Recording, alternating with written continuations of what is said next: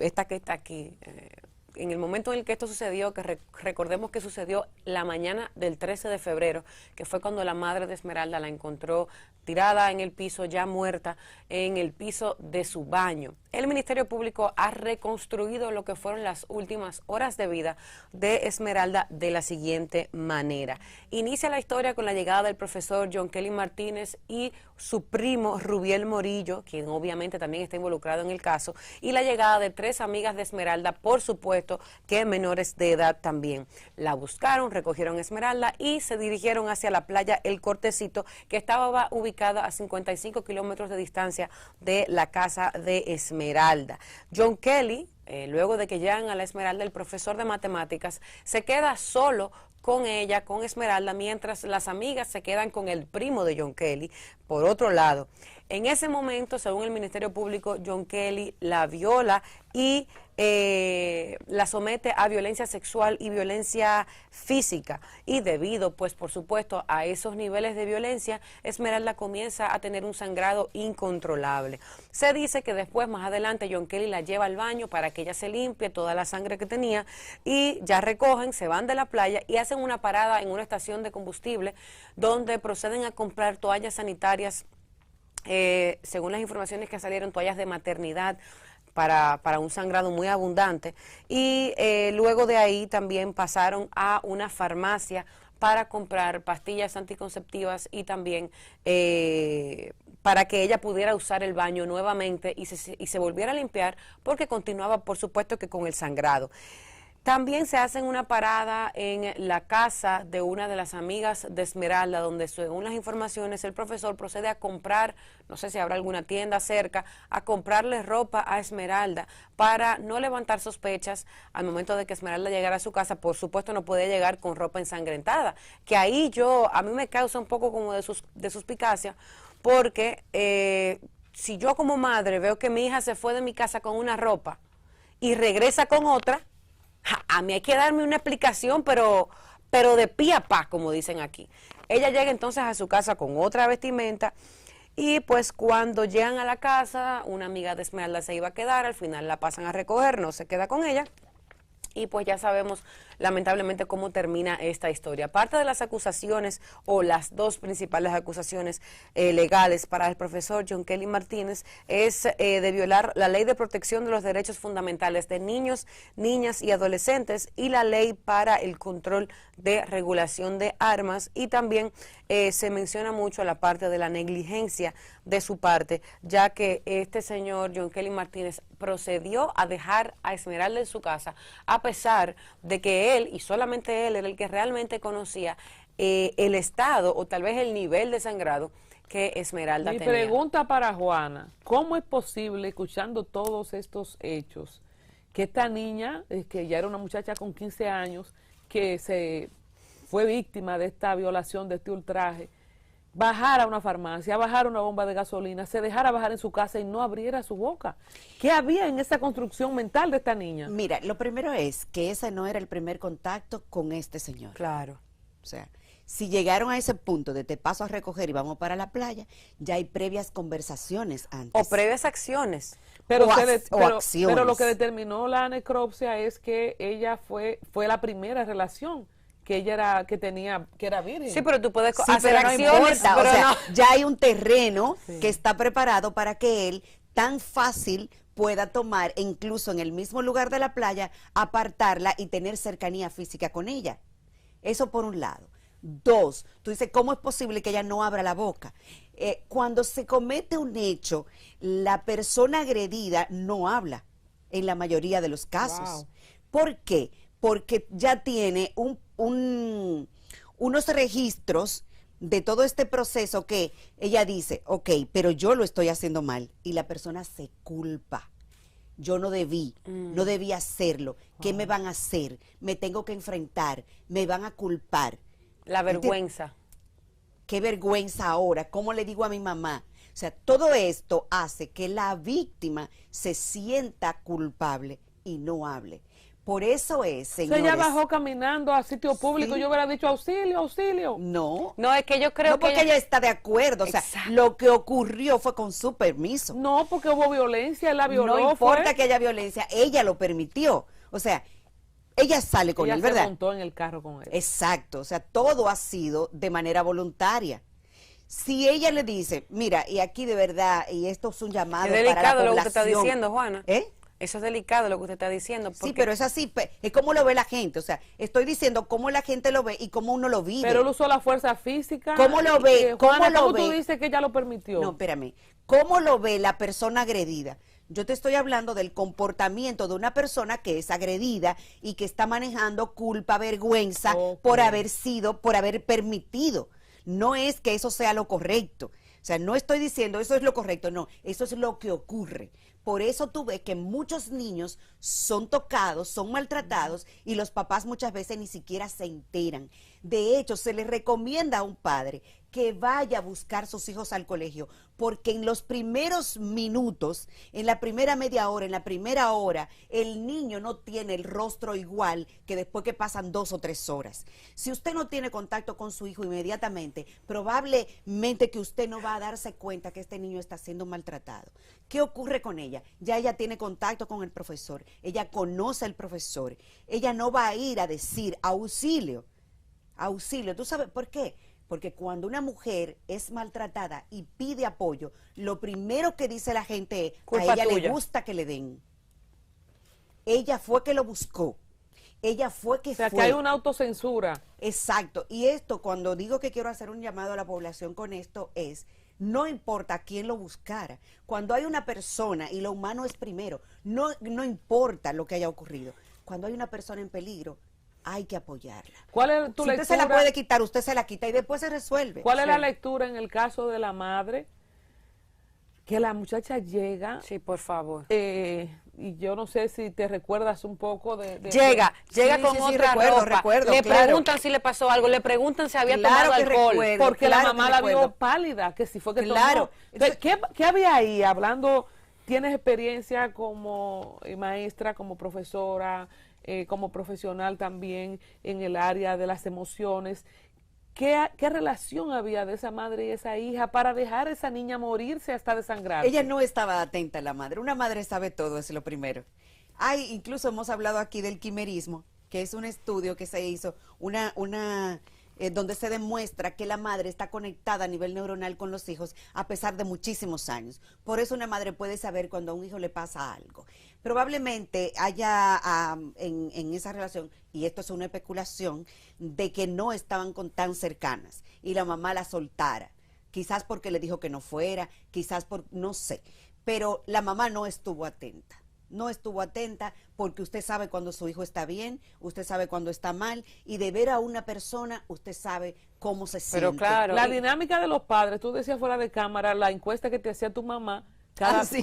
Cuéntanos también cómo se permite que esta muchacha, lamentablemente muy bonita, 15 años, 16. saliera de noche. Mi mamá, con aunque su no sabía profesora. mi mamá, aunque no sabía de mis amigos quiénes eran, mi mamá sabía cómo se llamaban sus padres, dónde vivían y todo. Y ella volvía y me lo preguntaba, incluso me hablaba de ellos como si fueran sus panas.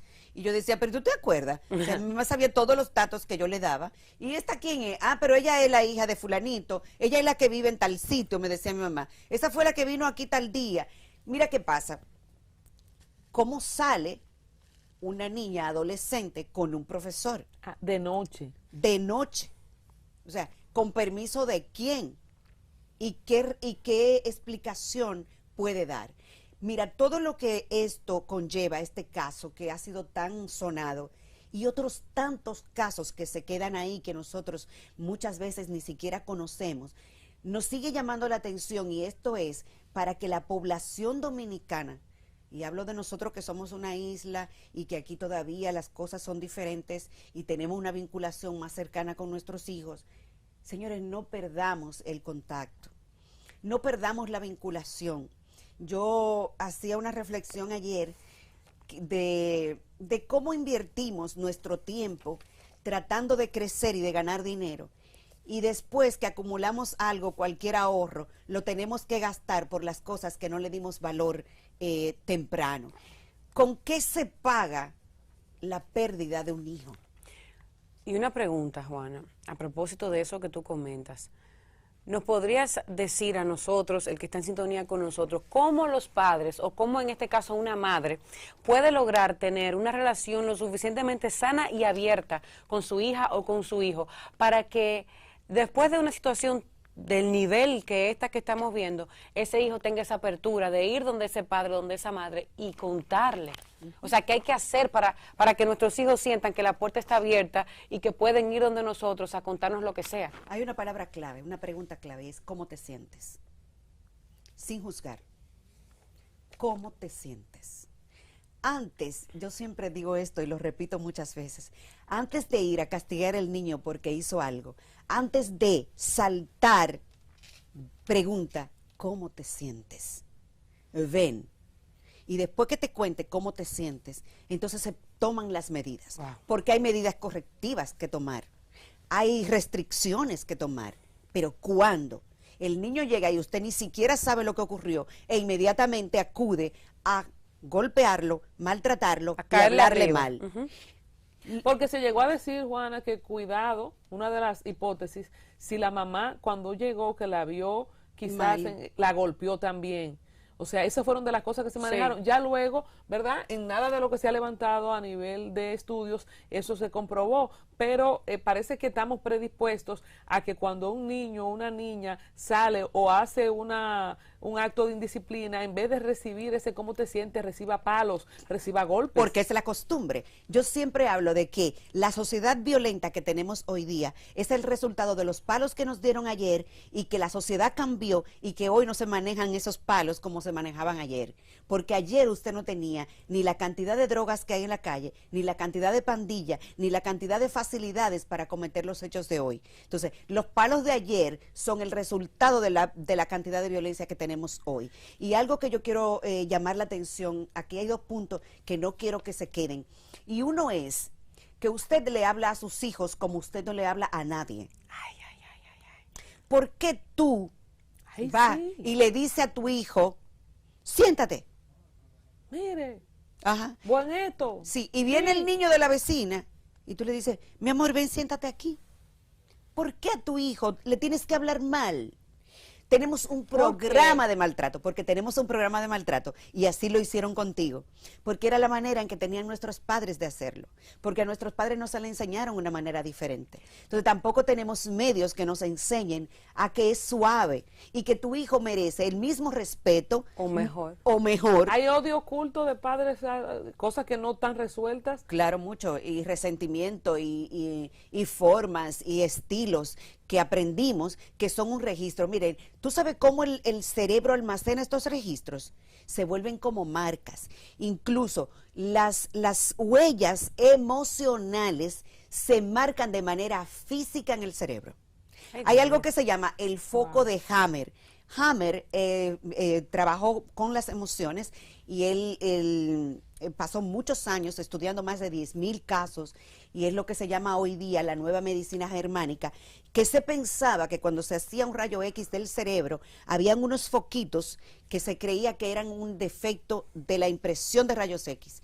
Y esto se descubrió que es las huellas emocionales dejan estas marquitas que se pueden determinar, y que cada engrama que hace el cerebro, el engrama es una conexión que hacen las neuronas en nuestro cerebro a partir de la información que le vamos dando. Y la información emocional va haciendo esta estructura que se queda como una huella, es como una marca. Cuando tú rayas un carro, esa marca se queda. Hay gente que tiene un colador en el cerebro. Así tenemos esas huellas en el cerebro que van marcando nuestro comportamiento día a día. Wow, impresionante. Bueno, yo quería, y es un caso muy triste, ¿verdad?, que pasó en San Juan con gente que uno conoce, y es esta niña de 14 años que el padre le quita la vida y también se quita la vida. Y quiero relacionarlo con el caso de Esmeralda, porque son dos niñas sí, que han perdido la vida en manos de un verdugo cercano. Uno es el profesor, uno es el padre. ¿Hay alguna posibilidad, hay alguna cosa que tú puedas decir? Sí. Algunos reels que lo ven mucho los chicos en TikTok, nosotros tenemos un público joven que nos sigue, Sí. para que esas niñas, esos niños se puedan cuidar o identificar el verdugo, porque prácticamente fue lo mismo que pasó. ¿Tú sabes lo que estamos hablando ahora? Exactamente eso es lo que hay que hacer. Cuando tú enseñas a tu hijo desde el amor, él sabe cuando alguien le va a dañar. Y esto es lo primero. Es con amor, no es con correcciones violentas. Sí, porque lo que tú la recibes en violencia tu casa te lleva a otro caso de O sea, violencia. ¿qué es lo que me estás diciendo? Que como estamos desde niño programados a que las figuras Sí. que nos deben dar amor nos maltraten, Sí, por eso... lo normalizamos sin darnos cuenta. Wow. Por eso es que una mujer maltratada solo va donde un verdugo. O sea, Claro. quien lo atrae, quien le atrae, de quien se enamora, es de quien la maltrata, porque es la conexión. O sea, nosotros somos los creadores de lo que nos ocurre, pero de manera inconsciente, no lo sabemos. Entonces, cuando un niño se deja maltratar, ya él tiene un registro de que ya él debe callar. Por eso es que tú dices, ¿por qué no habló? Rápidamente, pero ¿por Ella qué- no habló, por ella qué no tiene tan- el recurso, ella no tiene esa facilidad. ¿Por qué esta niña de San Juan se va con el padre, borracho de 2 días? O sea, Es su papá. es su papá. Y Es su él dice- figura. Aunque ella no quiera y aunque ella vea peligro, ella no puede decir que no a su papá.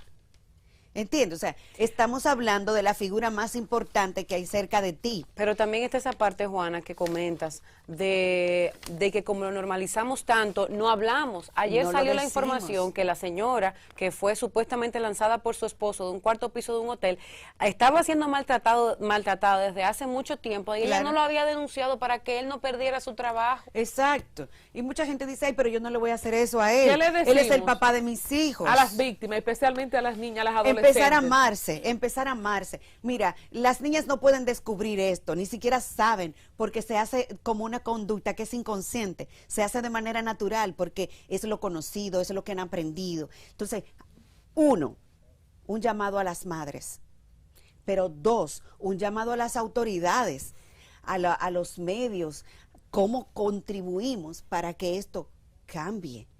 ¿Cómo apoyamos a una madre que está en gestación para que ella pueda dedicar un tiempo al cuidado de este bebé? Porque hasta los 3 años el bebé solo aprende de lo que la madre siente. A partir de ahí, señores, tenemos solo hasta los 6 años para hacer un registro saludable en el cerebro de un niño y que esto le pueda condicionar en la edad adulta. A partir de los 6 años, 8 años, el niño solo repite experiencia. Ya lo ha vivido todo. O sea, vamos a suponer este caso de San Juan, 14 años.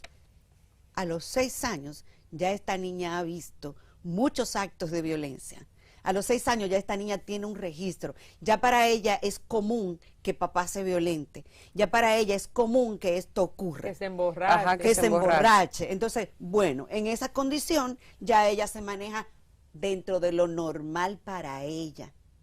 ¿Entiendes? Entonces, esto es lo que debemos cuidar. Apoyo a las madres, más educación, salud pública, atención, Ministerio de Educación, medios de comunicación. Hay que seguir contribuyendo porque la víctima se deja maltratar porque no es consciente. Bueno, y nosotros estamos haciendo nuestro aporte aquí con Juana Núñez. Usted puede seguirla en sus redes, @Juana Núñez TV. Y próximamente vamos a tener más contenido de Juana, que yo sé que la gente va a poder, pues, nutrirse a propósito de todo lo que estamos hablando. Y una frase final.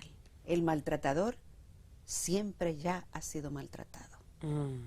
Pero eso es problema de él. Corra usted por su vida. No, pero es para no Corra seguir por el su ciclo. vida. Corra por su vida. Señores, vamos a la pausa. Regresamos en breve.